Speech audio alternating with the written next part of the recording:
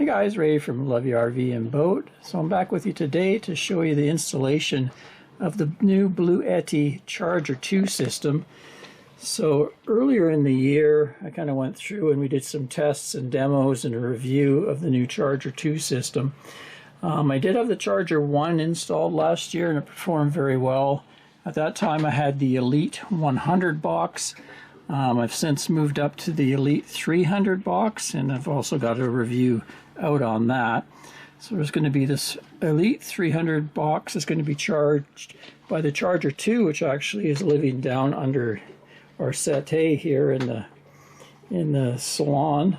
And also there's a big expansion battery that's going to be hooked to it down here. One of the, I think it's the B300K.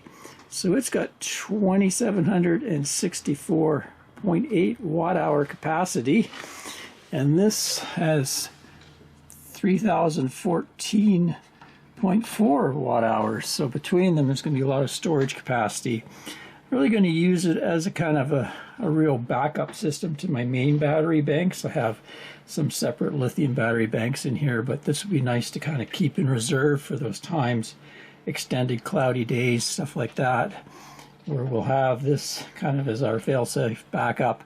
Also, we can use this to charge things very conveniently on this shelf. You can see Anne's charging her iPad right now. We're charging our phones, things like that. It gives me a convenient outlet to plug in the main boat. I can plug into here and actually use the energy in here to run my water heater on electrical if I want, but usually I won't need to do that. And also it's sort of a good test case for this system.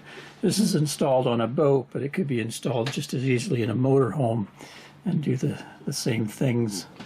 So how does it work? How does it charge? This cable's coming in from down below, down where the Charger 2 is living. So let's take everything apart and I'll show you the installation and the wires coming in and out, and then we'll also go down in the engine bay and show you what's going on down there. Okay, so I've taken the seat apart so you can see where things are installed. The big expansion battery sits down in this space under here, fits in quite nicely, and then I can hook its cable into the Charger 2 that's mounted right here. It's screwed down in this spot, and connected to it is the expansion battery. And then over here we also have solar coming in, and we also have the charge cable going out to the Elite 300 box. And then you can see this red and black is connected to the starter battery where it gets power from the alternator. So maybe I'll go down into the engine compartment and show you. Here we are down in the engine bay. So this is a 120 horsepower Ford Lehman diesel, and there's the alternator there. Original equipment came with a 55 amp alternator. I'm not sure on this one, but I believe it could be as high as an 85 amp alternator. This boat did have a 4 golf cart battery system in it, and it was able to charge that at around 50 amps or so when I measured it. I've since removed that golf cart system and split things up, so my house batteries are now lithium. The only thing this alternator's been running is charging a pair of AGM starter batteries, and then the Charger 2 system. So you can see this is the Charger 2 system coming off of where my starter lead comes in. So it's coming right off the 2 AGM batteries here that are connected to the alternator. And then there's a breaker here that I can turn on and off as needed. So if I want to completely shut power off to the Charger 2, I can do that here.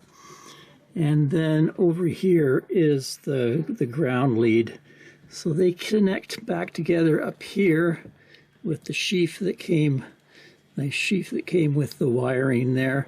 And then it heads down and follows the rest of the wire bundle back to where the Charger 2 is mounted. So Pretty simple system. So I don't really want to put too much demand on that alternator. I kind of think it's probably, I just go with it being around, say, a 60 to 80 amp alternator, and I only want to have a continuous load of about 40 to 50% of its duty cycle, so maybe 300, kind of 400 watts max.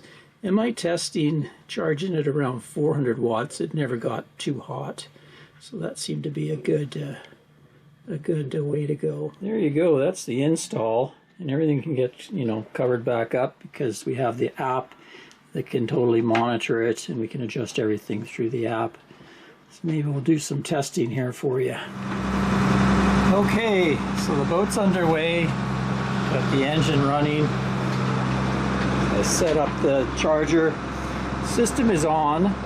I'm in silent charging mode, mainly because that limits the maximum wattage coming off the alternator to just around 250 to 300 watts, which is just about perfect. I measured it's around 22 amps, which is generally what my boat would demand from it before I changed my system up, so it can run all day long at that and not overheat, no problem.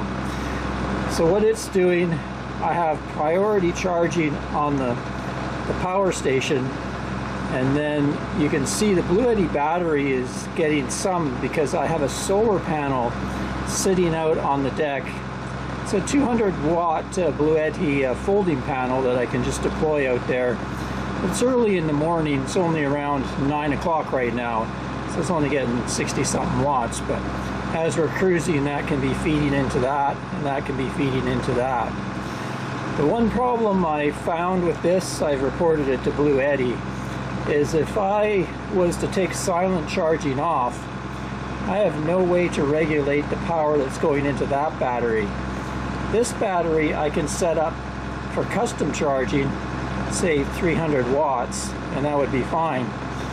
So I can customize whatever wattage I want into that, but there's no way to limit this other than to have silent charging.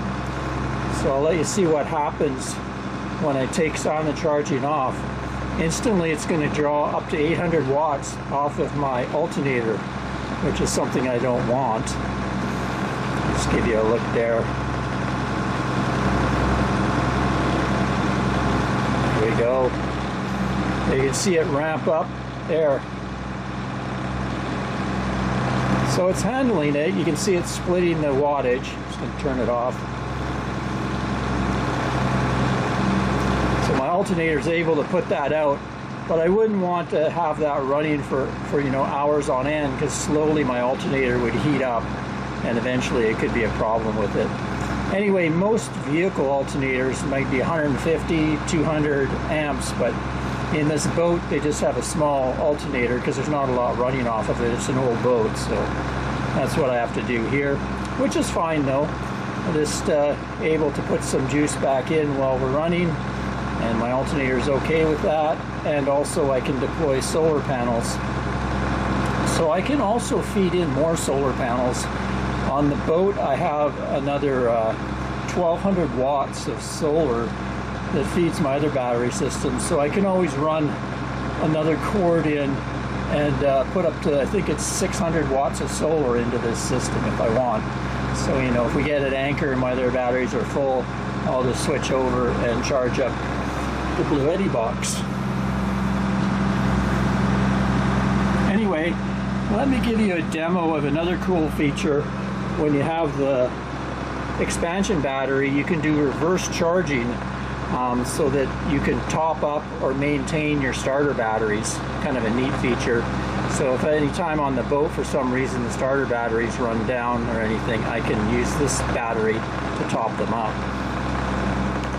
Next I'll show you a cool feature. If you have the expansion battery hooked up, you can do reverse charging from the expansion battery back into the starter battery. So if they're running low for any reason, there's a function in the app here, gear icon, and reverse charging. And there's different things you can do: trickle, pulse, frequency or top up. I just have it top up and it's set to 200 watts here. So let's enable that. And here we go. From the graphic here, you can see that power is leaving the Bluetti expansion battery and it's coming back into the starter battery and topping it up. You can see 12.6 volts there, charging 134 watts. So I've turned off the breaker to the starter battery alternator, and you can see what's happened now is this Bluetti battery is feeding the portable power station. There's some solar coming in. We've got some clouds now, pretty weak, but you can see we're getting 249 watts, and that's because this has priority charging. If I wanted to not charge that and charge this with that solar, let's go like this and go to advanced settings, priority charging, parking battery. Go back, and now you can see it's not charging this anymore. It's just taking whatever solar I can get and going straight into the parking battery, or what they call it, the parking battery. It's basically the expansion battery. So lots of ways to configure this system.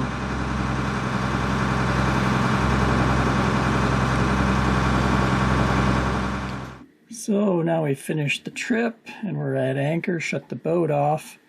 During the trip, the bigger battery recharged this one to 100%. So what's happening now is we've plugged a bunch of stuff in that needs to be recharged, some cameras and tablets, phones, that sort of thing. So it's drawing around 63 watts. So you can see the solar panel is putting that in, and then whatever it has to spare, it's charging the expansion battery up. And we could put as much as 600 watts of solar power, I think, into this. Well, there you go. That's my installation on the boat and some real-world testing. Till next time, Ray from Love You RV and Boat. Cheers, guys.